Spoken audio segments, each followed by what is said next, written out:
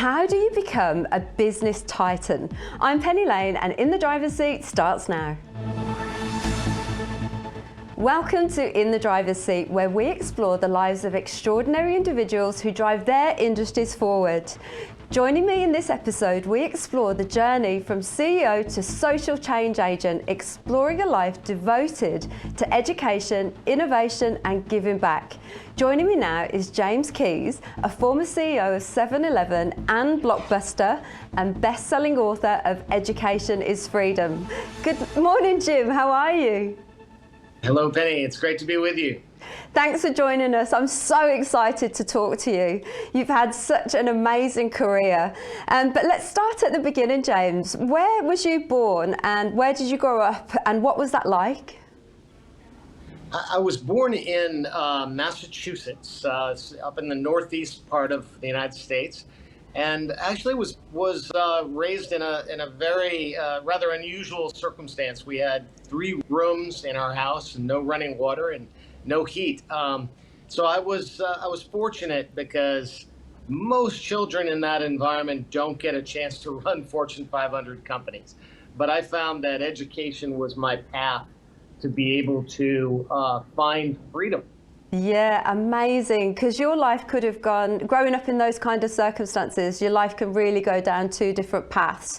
How was it that education changed your life?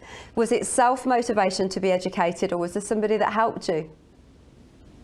You know, I like to, well, first of all, of course, my parents were very influential.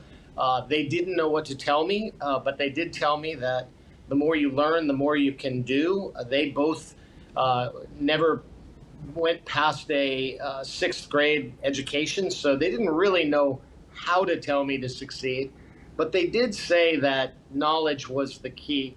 And I found that the adversity that I faced growing up was actually a motivator. There's 2 ways to deal with challenges in your life. You can either be a victim and have your head down, or you can have your head up and say, this is a learning experience, and inside of this challenge is opportunity. So I've coined the expression, change equals opportunity, and I think that was what really made the difference in my life, being able to embrace that change and use education as my path to be able to accomplish anything I wanted to accomplish. Amazing. You really have accomplished a lot. So what was it like being the CEO of 7-Eleven and Blockbusters, and what changes did you see through those industries over time? It was pretty interesting. You talk about companies or industries that have changed. The convenience industry changed dramatically. 7-Eleven started in 1927, and of course, we had 7-Elevens all over the world, in Australia, in Asia, and Europe. But in 1991, 7-Eleven went bankrupt. And they went bankrupt because a lot of people forget that. So I had to, again, crisis, change.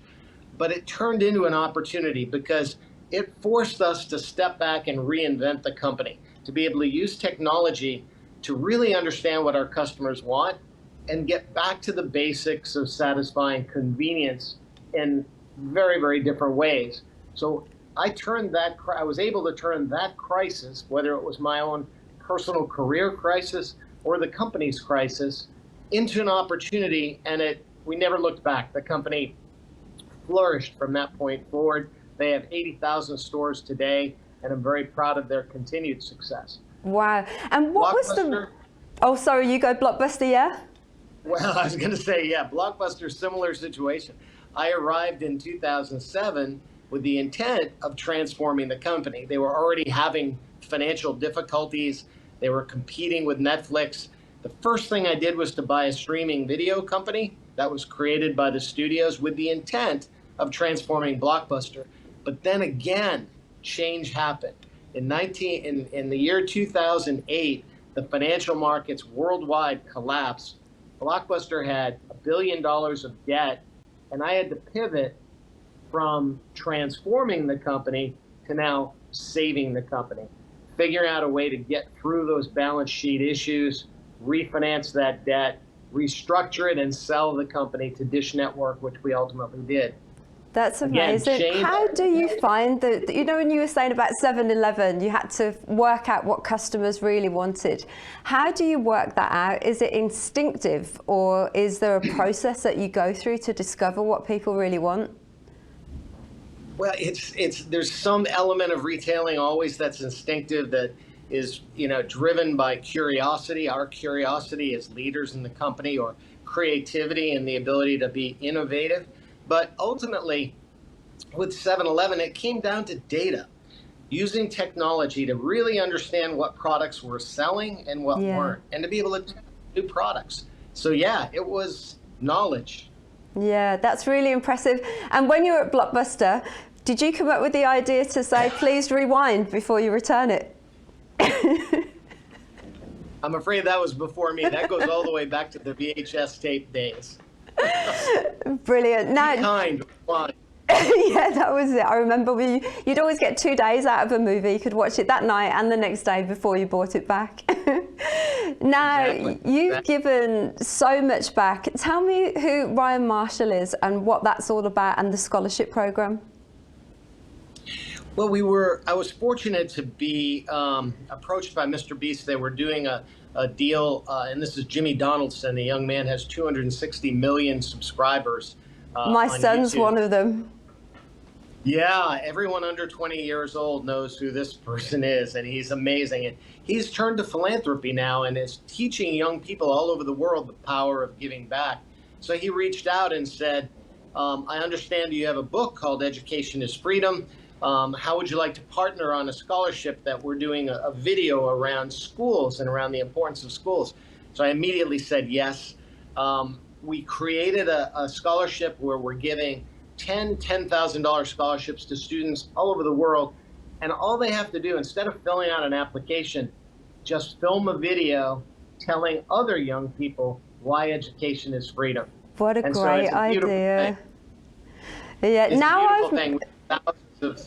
Thousands of young people now telling other young people why education is important. That's so powerful, because I think kids will listen more to other kids than adults sometimes, won't they? And especially people like Mr. Beast, to be giving back like that. Now I've met you, I'm not surprised that I saw Snoop Dogg holding your book, of all people. I can actually see you hanging out with Snoop Dogg. But tell us a little bit about that. Are you friends, or did he just buy your book? Tell us a little bit about that, Jim. It's another one of the wonders of social media. This is a testimonial about the power of learning. I didn't know anything about social media, but I learned, and I hired someone who could help me build a social media presence.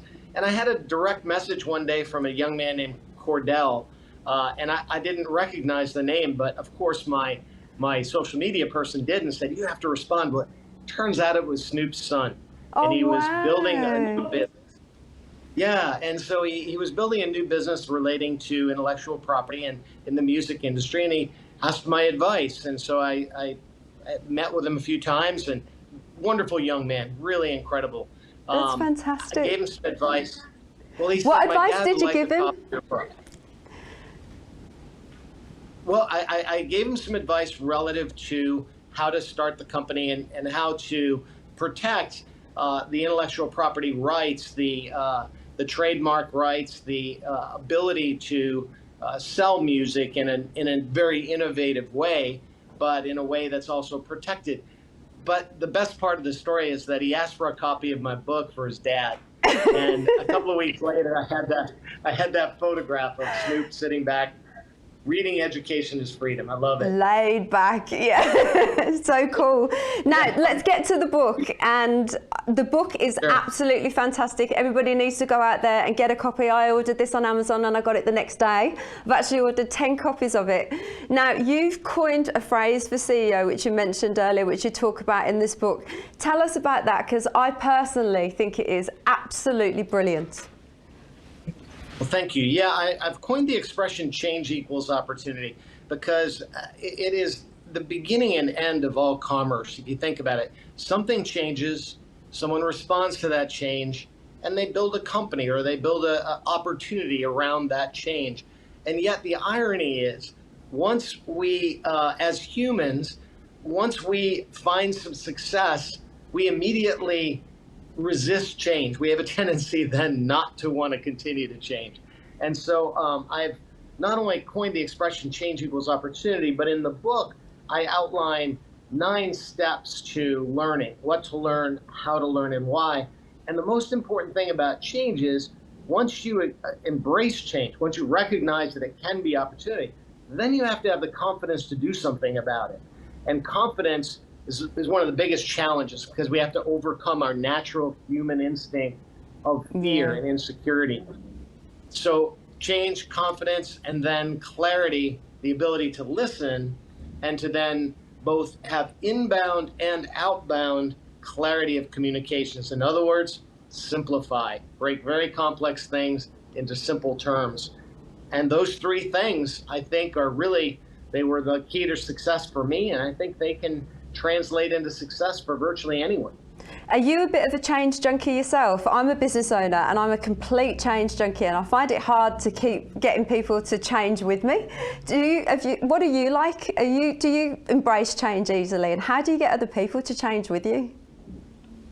Yeah, I think I embrace change easily, but then again, like you, Penny, I'm human, and there are times that I catch myself with that little bit of insecurity or that pushback that, no, I don't want to do that. It's scary, and I don't want to do it. And I have to catch myself all the time. So yeah, it's not just our team that's vulnerable to resisting change.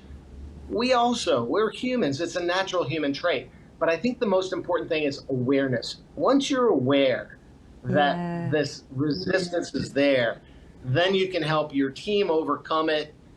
And together, you can be able to embrace change as an entity, as a company. And that leads to a lot of success for companies. Such good advice. I can't believe we're out of time. I knew this was going to be over too quickly. Just one last question, Jim. If there's anybody that's watching this and is stuck in a situation that they want to change, could be any kind of environment, what advice would you give them to change their own path? Well, I would suggest one thing. On the cover of the book is an image of the world. And it's there on purpose because it represents perspective. Right. I learned this from friends who are astronauts. The astronauts, when they leave the planet, they come back with a changed attitude. It's called the overview effect. And when they see the globe, they don't see countries, borders, races, wars. They see one beautiful planet. And it's the difference between perspective and perception. We as humans get caught up every day in perception. We're down at ground level, and that's a big part of what creates our fear. So if we can step back, take a breath, take a look at the overview of a problem, of a situation, and use perspective to overcome whatever perception might be leading us astray. That's my advice, and I hope you'll find the book helpful in being able to help everyone. Thank you so much. Thank you so much, Jim. You're an incredible man, and I really thank you for coming on the show. Chat again soon. Thank you, Penny. I look forward to it. Say hello to all my friends in Australia. G'day. G'day. This is Ticker, and we'll be right back. You're watching Ticker. We'll have more in just a few minutes.